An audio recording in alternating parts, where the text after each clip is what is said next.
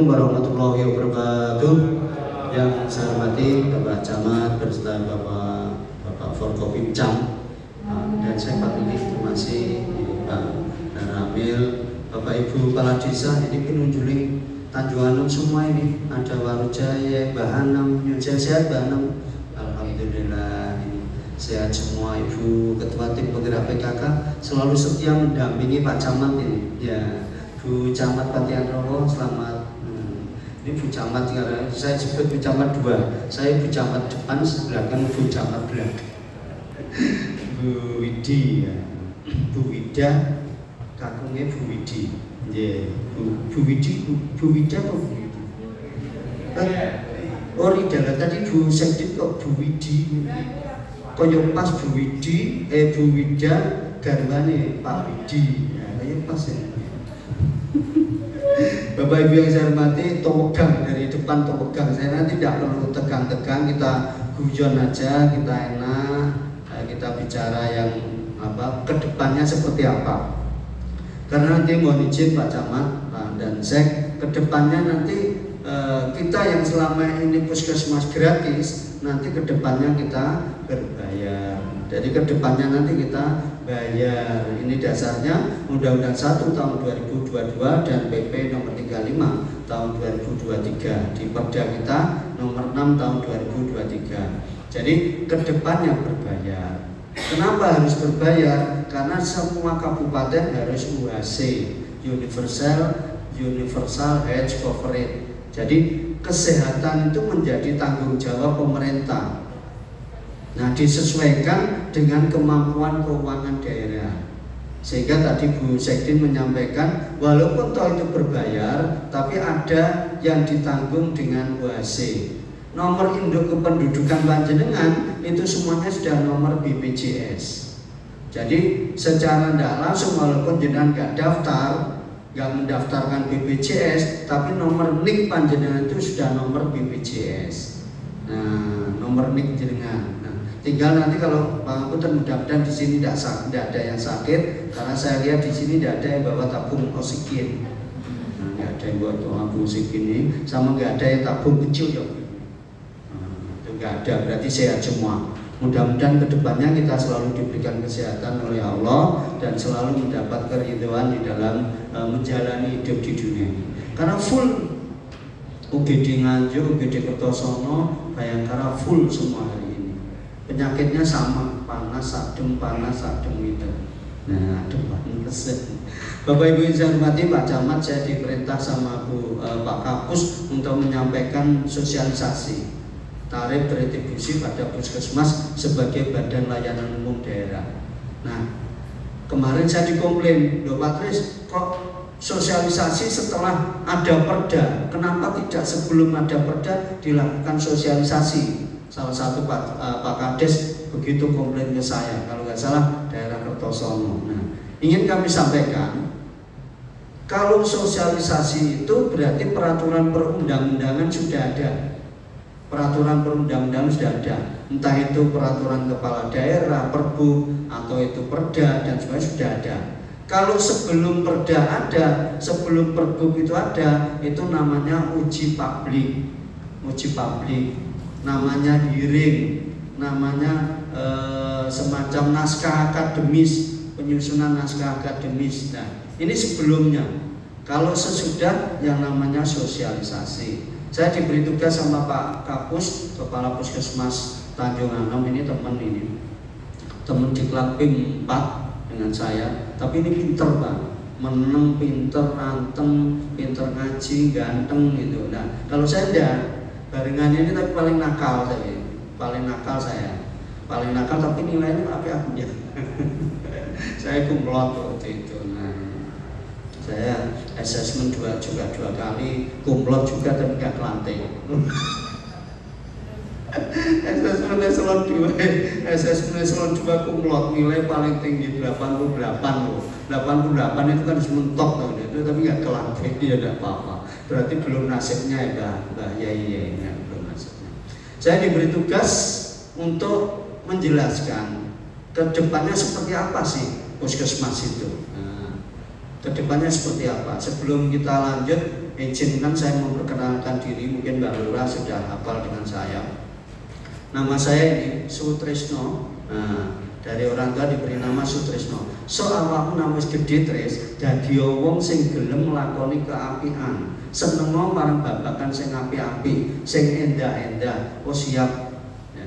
Jadi saya diberi nama Sutrisno. Su itu indah, Trisno itu seneng. Seneng marang babagan sing indah-indah, terutama wanita-wanita cantik, janda-janda cantik, itu sangat suka saya, sangat suka. Nah, ini yang paling kiri. Nah, kalau sini kalah laser saya. Di sini yang paling kiri saya waktu SD, lalu SMP, ini SMA. Nah, karena saya Sutrisno seneng babagan sing indah-indah, saya ada 4 cewek di sini waktu SMA. Loh, ini iya Mas Amu kayak ganteng ya, mereka resikonya mau ganteng ya pancen ngene iki kopi. Tapi saya ingatkan jangan terlalu banyak kopi, karena sakit itu penyebabnya karena terlalu banyak kopi. Sakit itu karena banyak kopi. Kopi apa? Kopi kirang. Jadi kesehatan kita itu separuh habis manakala kita itu kebanyakan kopi kirang. Jadi kita itu stres, kita itu terlalu banyak beban hidup, tidak bisa. Nah ini COVID itu juga begitu. Nah, di saya 22 hari ruangan seberapa itu ya, ruangan di rumah sakit yang paling yang VIP itu berapa itu, 5x6 kalau nggak salah. Nah, kelas 1 makanya saya sendiri 22 hari.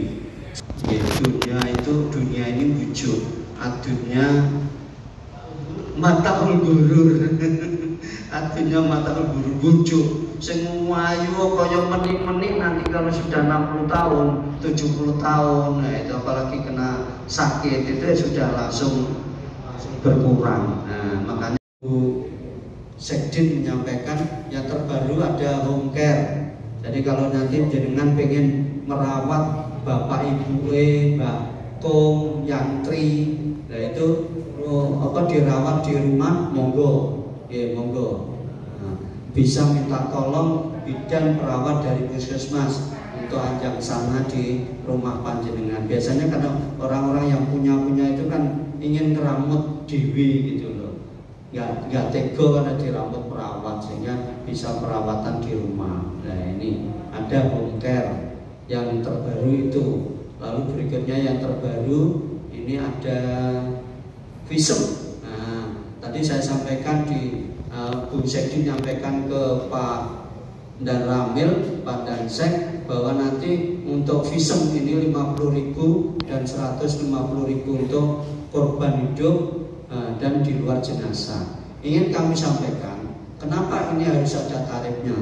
Ini bukan dalam wadah jasa retribusi jasamu, bukan wadah di dalam retribusi kesehatan, pelayanan kesehatan, sehingga harus diterapkan biayanya. Juga yang kedua, visum itu kepentingannya siapa toh? Pak Dansek, ini yang sering terkait dengan Pak Dansek. Visum itu kepentingannya siapa, Pak Lurah? Siapa? Visum itu kepentingannya siapa? Kepentingannya keluarga. Kepentingannya siapa? Kepentingannya korban. Penyidik, visum itu menjadi salah satu alat bukti di dalam mengungkap suatu tindak pidana. Jadi bukan Pak Polisi yang setiap saat saya ini dengan bebani untuk biaya visum. Misal ada orang gantung diri, Pak Dansek, Pak Dan Ramil, gantung diri ini gantung diri dewe, apa dipateni sik, terus lagi digantung. Nah, untuk membuktikan itu apa? Keluarganya minta divisum, minta tolong pada Pak Kapolsek, bukan Pak Kapolsek sekon bayari, yo. Pak Lili yang mesak nih, anggarannya kejadian tawur, sing tawur wong 100 divisum kabeh loh ya. Pak Lili bayari yo, ngamong, seperti itu. Nah, seperti itu. Belum lagi nyun sewu, penyidik itu juga tidak sekaligus menyarankan ayo di visum, enggak, ditanya dulu keluarganya. Niki sing nyun sewu, sing gantung diri niki divisum napa mboten? Pun mboten sah lha napa? Mergane niku kan divisum nangke awake diedel-edel, dijupuk jantunge, dijupuk ginjale, didol. Kok gegek kupinge barang diketok, didol ya. Akhirnya gak disetujui divisum. Penyidik gak boleh maksa. Oh harus divisum, gak bisa. Nah seperti itu. Ini awal mulanya kenapa visum ini harus dibayari. Oleh siapa? Yang membutuhkan visum. Nah saya kemarin dikomplain sama Pak Dansek, salah satu Pak Dansek komplain. Lo udah bisa gitu, ini penyidik Pak. Penyidik kapasitasnya seperti apa? Penyidik kapasitasnya membuktikan bahwa itu ada suatu tindak pidana dengan salah satu alat bukti berupa visum. Sekdin yang KPPS, makanya KPPS jalur gratis ya, gratis ya alat yang biaya apa sih apa sih namanya?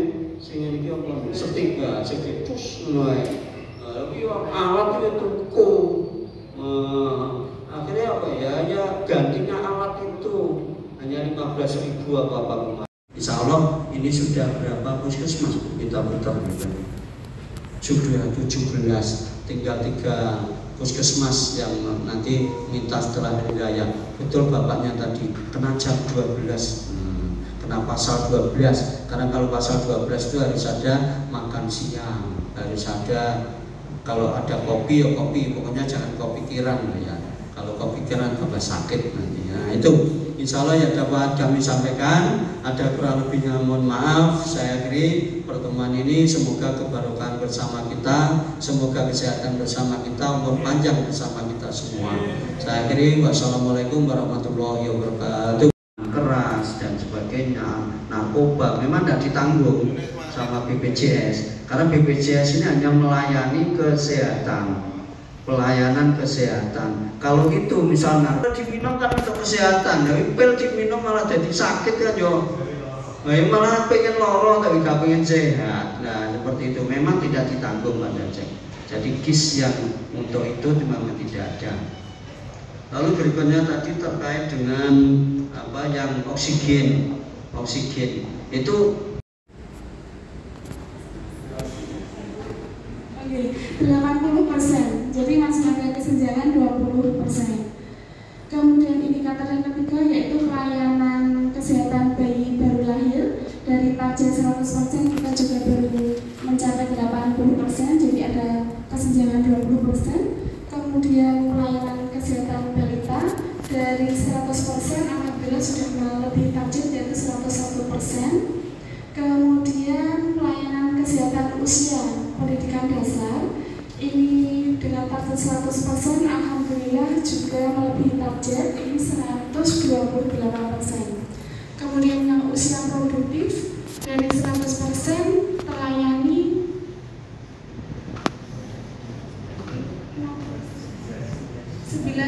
99%, ada kesenjangan 1%. Selanjutnya indikator target 100%, cakupan 35%, masih ada kesenjangan 65%. Kemudian untuk diabetes mellitus, alhamdulillah target terpenuhi 100%. Kemudian urutkan dari indikator yang mempunyai kesenjangan tertinggi yaitu kesehatan usia lanjut, kesenjangannya 68%. Yang kedua adalah pelayanan kesehatan hipertensi dengan kesenjangan 65%, pelayanan kesehatan terduga TBC 55%, kemudian yang keempat pelayanan kesehatan orang dengan risiko terinfeksi HIV 28%, yang kelima pelayanan kesehatan ibu hamil 26%, pelayanan kesehatan ibu bersalin dan pelayanan bayi baru lahir ini masing-masing kesenjangannya 20%. Yang ketiga yaitu pertemuan atau refresh kader posbindu PTN. Upaya yang sudah dilakukan yaitu kita sudah melaksanakan deteksi dini atau screening faktor risiko PTN di posbindu PTN di setiap desa dan melakukan penyuluhan. Adapun hambatan yaitu kurangnya pengetahuan masyarakat tentang penyakit hipertensi, pencegahan dan penanganannya. Kemudian masyarakat tidak kontrol rutin dan minum obat hipertensi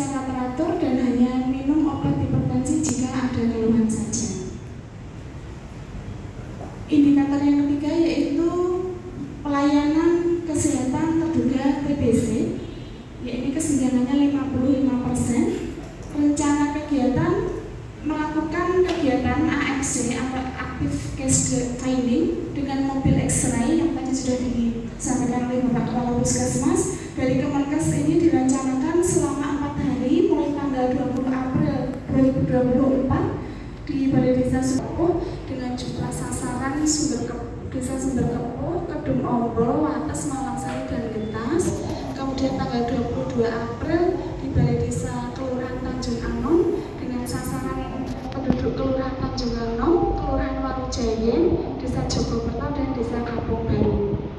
Kemudian tanggal 23 April pelaksanaan juga masih di Balai Kelurahan Tanjung Anom dengan desa sasaran Desa Sidoarjo, Nadirejo, Sono Bekel, dan Banjaranyar.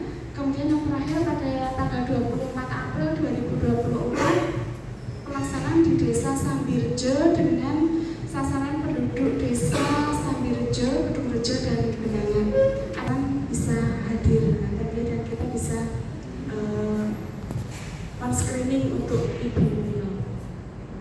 Nanti akan ada surat yang kami kirimkan kepada Bapak Ibu. Nama-nama ada nama-namanya. Selanjutnya indikator yang keempat yaitu pelayanan kesehatan orang yang beresiko terinfeksi HIV. Ini kesenjangannya 28%. Rencana kegiatan yaitu terjaring positif HIV. Kemudian upaya yang sudah dilakukan koordinasi lintas sektor di dalam hal ini KPAD tentang tes HIV calon pengantin, aktif detection case ini salah satunya mobil klinik ini tadi. Kemudian koordinasi lintas sektor juga kita merangkul komunitas LSL, G, dan Maria. Jadi komunitas-komunitas melakukan pendekatan kepada komunitas-komunitas tertentu. Adapun hambatannya, satu, tidak semua sasaran mau diperiksa atau dites HIV. Kemudian ketakutan akan hasil dari tes HIV dan merasa tidak berisiko. Pembangunan kesehatan masyarakat Tanjung Anom. Terima kasih atas perhatiannya. Kami sebagai pembawa acara mohon maaf apabila ada kekurangan. Akhir kata, wabillahi taufiq wal hidayah. Wassalamualaikum warahmatullahi wabarakatuh. Bapak Ibu.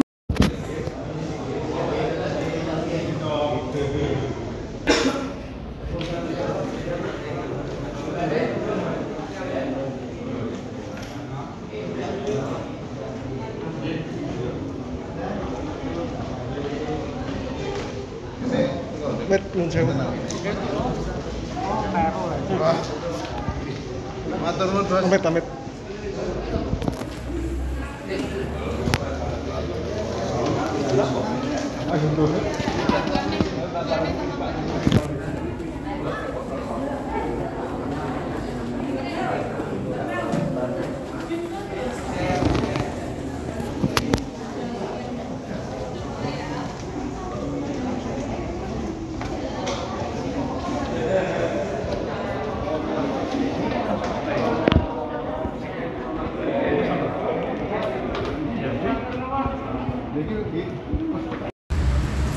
Assalamualaikum warahmatullahi wabarakatuh. Alhamdulillahirrahmanirrahim.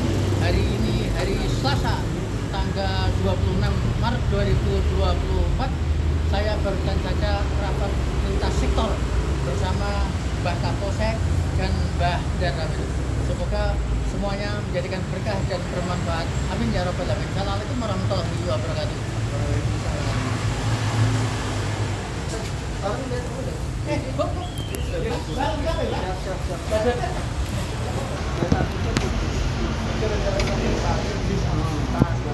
Siap.